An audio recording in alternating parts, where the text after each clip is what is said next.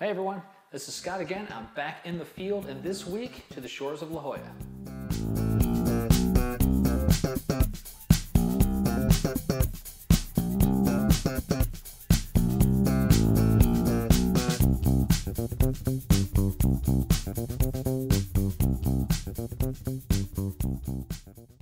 So I went to this spot along the coast of La Jolla. It's really tucked away in a residential area. There's not a lot of access points to it, but it's very different from low tide to high tide. And my last visit, more than a year ago I think, was at low tide, and on this particular day the tide was very high. So I thought I'd try my hand at this spot and see what the difference was, what things looked like. So just before sunrise here on a little stretch of coast along La Jolla, it's very high tide and the tide is still coming in. I've already been hit by a wave once.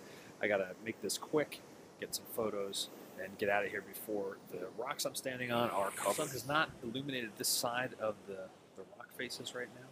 This is where I'll be shooting. I'm taking a long exposure to some tests, and you can see that these waves are really starting to threaten my position. All right, I've changed up my composition just a little bit. It also helped me move up just slightly higher. So I'm framed up here. I'll show you the shot right through the camera. And yeah, the sun's already starting to come up. It's washing out some of the color in the sky. A few more minutes, the show's going to be over, and I'm going to go get dry. A little resurgence of color in the sky here. Hanging out here as long as I can. Here's the shot through the camera itself.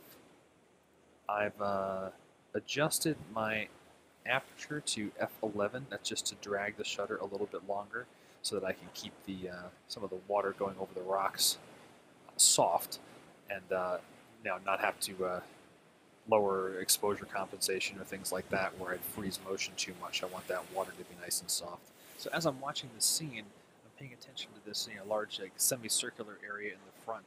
As that starts to fill in with some of the white foam, I'm taking a shot of the shutter. I'm also watching water over the rocks on the right hand side. As the rocks clear out, I'm taking shots there, and then the sky is pretty much the same in either frame. And I want to be able to get several of these elements together into a single picture. If it happens in one shot, great. Otherwise we'll do some post work. So I think you can see from the video there was a very limited amount of space to work with. I might have been working in a 10-foot by 3-foot area that I could really maneuver in and keep a safe enough distance so that the gear didn't get soaked by salt water.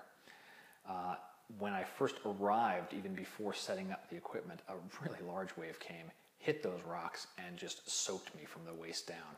Thankfully, my camera was still in the bag protected the gear, but the rest of me was pretty damp and miserable for a lot of that shoot.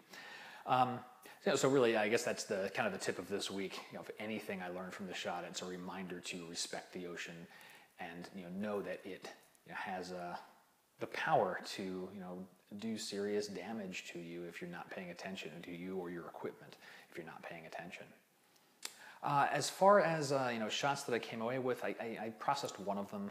It's not a very strong image. I like the curve that the rock formation creates, but the rest of the scene is just a little boring.